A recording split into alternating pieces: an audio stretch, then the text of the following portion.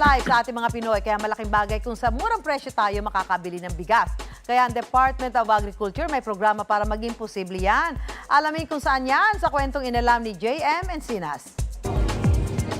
Itong eksena ang aming naabutan sa parking area ng National Irrigation Administration o NIA sa Quezon City. Ang tindahan ng bigas na ito, pinilahan dahil sa presyong 29 pesos kada kilo ng bigas. Ngayong araw kasi, nagsimula ng umrangkada ang Bigas 29 program ng Department of Agriculture.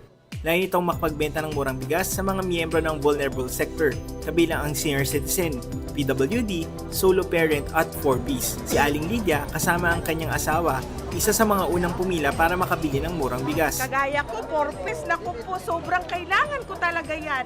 Marami akong anak na pakainin. So, sobrang tuwa, napaka-bliss po namin dahil may dumating dito. Sinamantala rin ito ng solo parent na si Teresa. Kasi po makakatipid kami sa 29 pesos per kilo, sa 145 na 5 kilos. Malaking bagay na po yun sa amin. 5 kilong bigas yung pwedeng mabili ng isang tao na nakakahalaga lamang na 145 pesos. Kailangan lang nila magpakita ng identification card sa kawani ng Department of Agriculture para ito ay may record.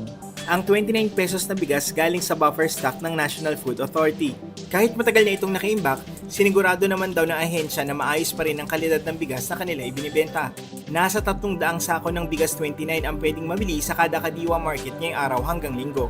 Naglaan naman ng NFA ng nasa humigit kumulang 9,000 metric tons ng bigas sa pagsisimula ng programa. At inaasahan na mas dadami pa ang mga kadiwa market na magbibenta ng murang bigas sa bansa. Ako si JM Encinas at yan ang kwentong kalyeng dapat alam mo.